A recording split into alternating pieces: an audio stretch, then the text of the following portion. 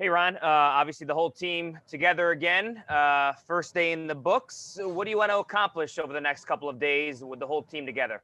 Well, the biggest thing is, especially with the younger players, is we're concerned with their retention. Make sure they're picking up and learning what we've installed the previous 6 practices.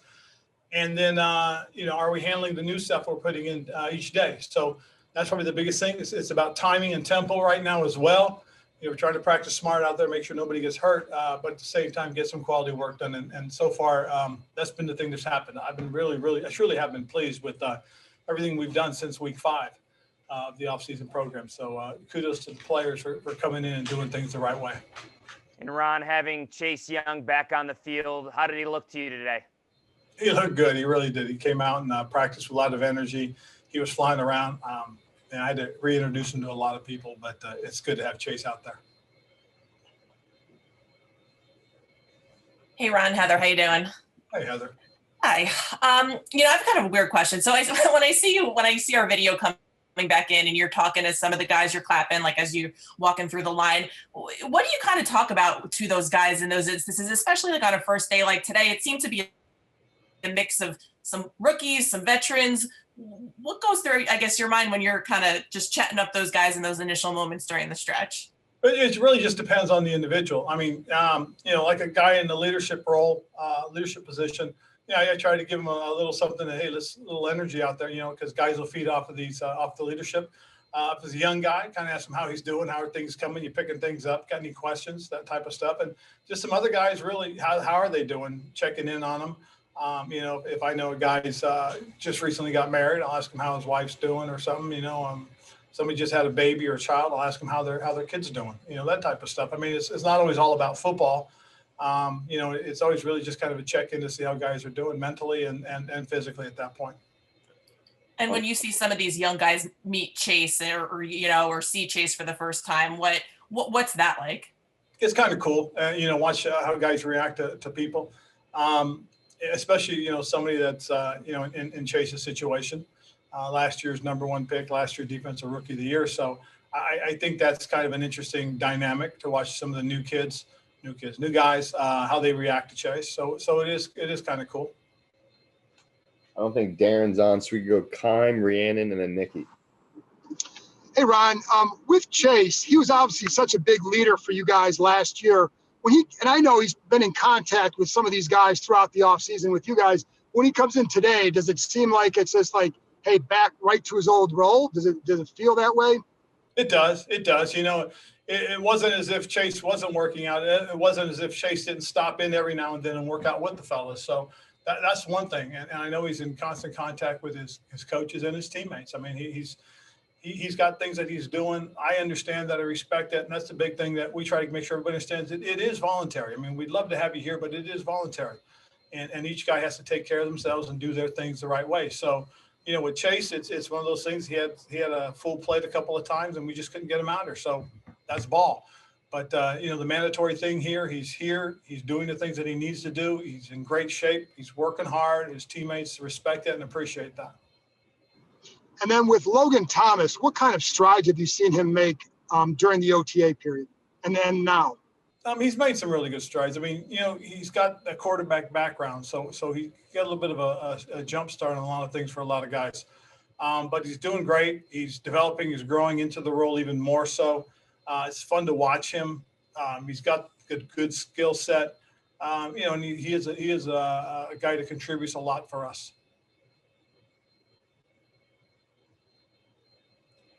Rhiannon, if Rhiannon's not on, Nikki. I guess I'll go. Hi, Ron. Do you have any update on Curtis Samuel, John Bostic, and Jimmy Moreland? We didn't see either of those guys out there today. Okay, so Curtis has got a groin he's dealing with.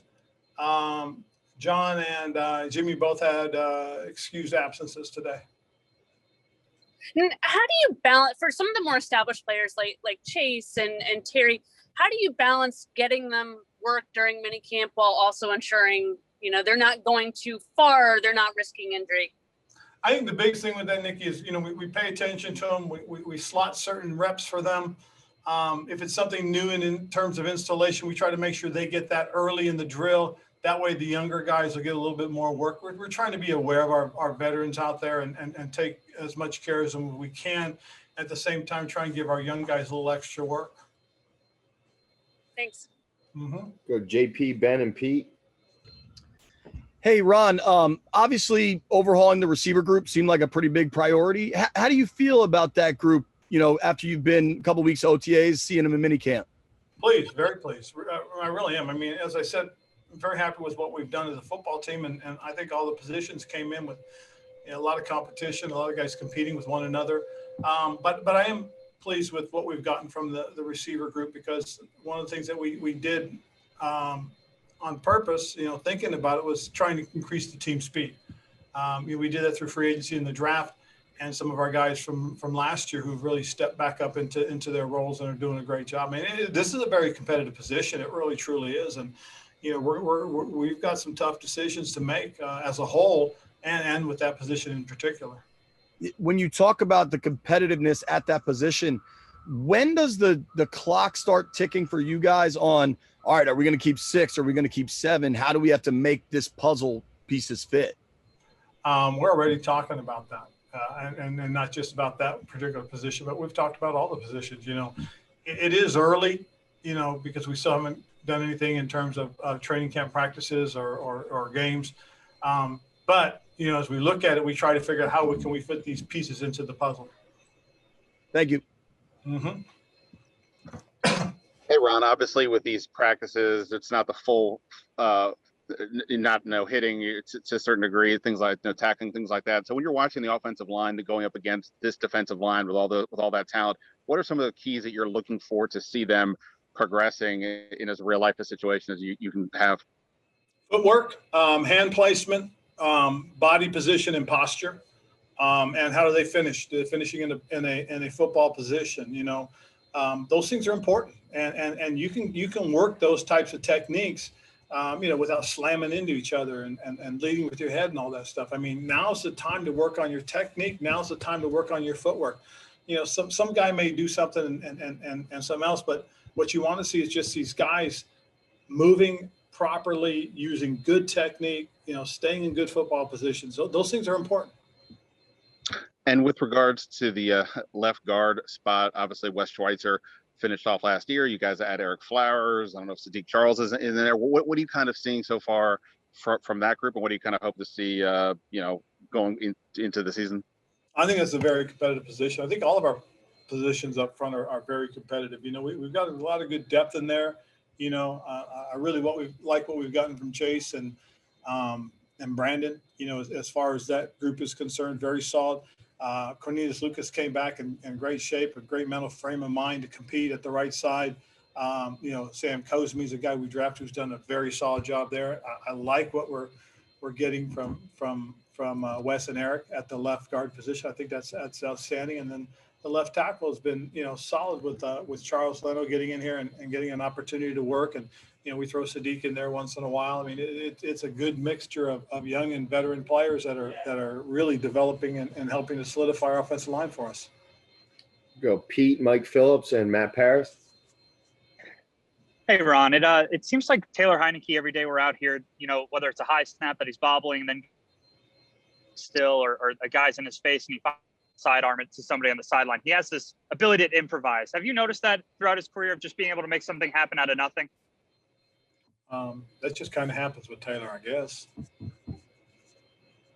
It's one of those things, that he's a guy that knows how to make things happen. I mean, he's got the kind of energy that you're looking for. He's got this sense about him that, it's probably been hard the whole time for him, trying to prove and show that he can play, that he belongs. And so, he's gotten the opportunity. He's doing a heck of a job with it, but that's just kind of what happens with him. He has enough athleticism that he can make things and correct things. And the thing that I also like about what he does too is he also knows when not to. If you ever watch him, I mean, he's always trying to make something happen. But when he knows not to, he'll tuck it and run, but he won't expose it. And that's, I think, one of his strengths, one of his pluses.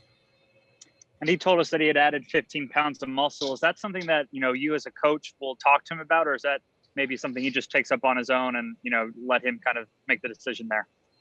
It's something we talked about knowingly with him. We just think that, for his style of play, he's got to be thicker. He's got to be stronger. He took it to heart, did a heck of a job. He really did. And he looks great coming back in. I don't know if it's 15 pounds of muscles. I want to check his pockets to see what he's putting in when he's won. Sorry, it might have been 15 pounds. I might have just given him that. That's my bad. Okay. Hey, Ron, wanted to ask you about one of the biggest stories down here this week at JMU softball. I saw you were watching the games. What you made of their run through the tournament? It's really cool. I'm a little bit of a homer. Now I'm up in this area, and JMU was outstanding. I really do like the things that they've done. I like their culture and the way they played softball. It's it's funny because with my wife, with my daughter, with them both, having participated in sports, NCAA sports, we do tend to follow the women's basketball. We tend to follow the women's softball, and so. One thing that I do when I watch games, and not necessarily, the game itself as much as I like to watch the coaching. I like to see what they're doing, how they're reacting. When I got an opportunity to go watch the Wizards, I got to watch Coach Brooks and pay attention to what he was doing and how he does things. And now, when I watch the different sports, I usually watch the coaches as well, the managers, to see how they react to situations and circumstances. What I really loved about the JMU thing was really just the way the team reacted and handled. They played and acted like they'd been there before. They played and acted like they expected to be there. And when you watch the way they play, especially the way Odicci played at the end, giving it her all, it was reflected in all of them. And I think that's a reflection of their coaching. Have a Richmond question for you too. You guys announced we're going to come down for the start of camp for a few days. I know that's not the whole training camp period, but what can you accomplish in that 5-day window? Well, the biggest thing, and it kind of fits nicely because we have an acclimation period that we have to do where we're not going to be in pads that first week down there. So we'll go down, we'll check in on Tuesday, we'll have our meetings, we'll have our conditioning tests, and then we'll start practice on Wednesday, which will be pretty much a practice just like we've got going. We'll do that for a couple of days, and we'll put the shells on Friday and Saturday, and we'll finish up Saturday morning. We'll head back up to Ashburn. We'll pick up and start camp after they have their day off on Sunday. We'll come back in on Monday and get rolling again. But up here, we'll have mostly all of our padded practices. It just kind of works out that way. We owed it to Richmond to get back down there and re-engage with our fan base. And that's important that they know that they're important to us. But we still have some COVID issues that we still got to be aware of. And because of that, it probably might have been a little bit hard to try and do an entire normal training camp there this year, and we'll see how it goes. But, just want to make sure the folks down in Richmond and all our fan base in that area know that we do appreciate their support, and we hope to get them back. Appreciate it. Mm-hmm. Matt Paris. Hey, Ron, I wanted to ask about Chase Young. Kind of seen with other elite pass rushers over the years, they take a big step in terms of sack totals in year two. Like Khalil Mack went from 4 to 15 his second year. Is that the next step for him? I mean, I know he was super productive his first year, but is that kind of what you want to see with those numbers in his second year? But I'm not necessarily if you want to talk about numbers, but you want to talk about impact. Sure. Again, I think a guy with his ability and what he's done, his impact shows, and as does a lot of our guys. I mean, you watch the way we get inside push; those guys pushing may not get the numbers, but they impact the ability of Chase and Tez to make plays. And when Chase and Tez are coming off the edge, they may not be making the plays, but hopefully our interior push is making those plays. So it's a group of guys that are working very well together, and that's the thing that you want to see in terms of growth and development. Because it's a good unit, it really is. I mean, if you really think about it, our first 4 guys are all first rounders. They're all guys that have their own special abilities and talents, and hopefully they can continue to grow and develop as a unit. And with that experience under his belt just that first year, are you seeing kind of that growth now of him, I don't know, reacting to double teams better? Or how are you kind of seeing that growth manifest itself after year one? I hope to see it. After the first practice, there were some things that we liked. I'll get an opportunity to really take a look at the practice tape in about half an hour and really kind of break it down, see what he looks like. You know, but as you do that, and you know, it was like the same thing when Montez came here last week.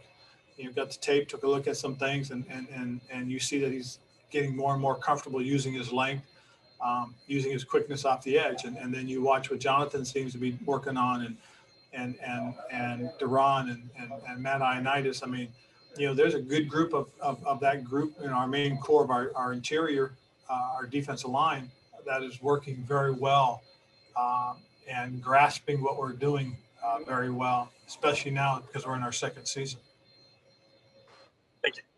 Got time for a couple more. Hey, Ron, in your defensive ends, I don't think you have anybody with more than 2 years in the league. And I was wondering, choice because you have a guy who's maybe ahead of schedule leadership-wise with Chase, or is that just how things ended up? That's really pretty much how things ended up. I mean, it's interesting because last year, when you looked at our receiving group, at one point we put 5 guys out on the field that I had more experience as a player than they did. I had 9 years, and I think at one point we had like 8 years of experience among 5 guys. So it's you know, that's just kind of the way it is right now. And, you know, we'll take it because they're young guys that are playing and they're young guys that are developing and growing. And I'm okay with that just because I like our coaches. I think our coaches do a great job of working with these guys. I think these guys are buying into what we're doing and how we're doing it. They're working hard. And again, you know, since, like I said earlier, since week 5, when we got together for the first time and were able to go out on the field with them and instruct, to where we are now, I'm very pleased. I really am. You know, so much so that, you know, like I said, I gave them, you know, we're going to cut it short 3 practices. You know, we're going to do all our installation, all of our work, and what basically amounts to 10 workouts. So I'm very pleased with that. And last year with the defensive line technique, I think it might have taken a little bit longer than anticipated. But as you said, it's picking up in year 2. I wonder, how do you see that transition? How do you see that experience, I guess, playing forward, if that makes sense? It does, because when you watch guys practice, they practice faster because they're more comfortable with their techniques. They have a better feel for where they're going, where they need to be. That's the important thing. That's why, you know, I always talk about tempo, practicing fast to play fast. You know, it's important that these guys understand how beneficial it is to be well prepared when we get on the football field and understand what we're asking. You know, because if you go out there and you do the things that you're capable of and play to your ability within the framework of the defense, you'll go fast just because you know where to be. And that's what you look for. So when I put the tape on, I'm watching our guys and trying to see, okay, who's playing fast? When that ball snaps, who's getting into their crease? You know, who's getting vertical? Who's, you know, where are their hand placements? You know, are they moving their feet the way they need to move? Because if you're not sure where you're going, you're not going to move your feet in the right direction half the time. So there's a lot of things that we as coaches use as triggers to help us see whether our guys are developing and growing. And that's important to us, that we understand and we watch and we see and we get things corrected or we encourage. Last 2, Les and Russell. Hey, Ron. You know, after last year with the, you know, COVID, your own health and everything, to actually have a mini camp and do all that again, does this feel very normal now compared to kind of what you went through over the last several months? It does feel much more normal. It really does. You know, we still have some protocols that we do have to follow as far as social distancing and gathering indoors in crowds and all that kind of stuff. We have to be smart about that. But, you know, still being able now to have, you know, what amounted to a 4-week program in person, you know, with 1 week of phase 2, 2 weeks of phase 3, and then 1 week of mini camp. That's pretty cool. It really is. And it gives me a little more chance to get to know these guys better. I mean, it's really hard when you're trying to look at, you know, the little squares on Zoom. And unfortunately, I still really haven't had an opportunity to get to know a lot of you guys. And I hope I do, you know, and I can't wait till when we can do this in person, you know, where I can see your faces a little bit better and kind of get a little better feel for who you guys are. Chris Russell, last one. Hey, Ron. I know you said you were going to add speed, or you felt the need to add speed, and obviously you didn't. I know you were going to improve the roster no matter what, but how much does a coaching staff, in your case specifically, take into account like this upcoming year's schedule and more, I guess, specifically the gauntlet of great quarterbacks that are on it? Do you take that into consideration, or is it just we need to improve in these positions regardless of what everybody else is doing in the division or on the schedule? I think the big thing is you do the things that you think you need to do. It doesn't matter who you're playing, because everybody you're playing has good players at every position, or they wouldn't be in the NFL. I know there are some guys that are better. I will say that when I was in Carolina, one of the things that we did, we went out and we drafted particular players for particular positions because of what our division's like. You have to have big physical corners. If when we were in the NFC East, NFC South, because of the receiving cores we had. I mean, there was a corner that I had that played against Julio, that played against Mike Evans, played against Michael Thomas. I mean, and he had to be a big physical guy. And last year he was a free agent, and he signed a very good contract because people in this league know that's the type of corner he is, and that's what we drafted there. So when we went into the draft, we knew that to be competitive, we had to have speed. We had to have speed in the secondary because the receivers in our division can run. We had to be stout up front on the offensive line because there's some good pass rushers. There's some good physical run defenders. Those are some of the things that we did consciously, knowing that we had to draft these types of guys. So I don't know if you necessarily draft because what your schedule says, but I think you draft based on your division, because if you want to go to the playoffs, you got to win your division. I believe that first and foremost. I think if you don't give yourself a chance to win your division, you don't get into the playoffs, and all you got to do is get in. All right. Thanks, Coach. Thanks, everybody. All right. Cool. Thank you, guys.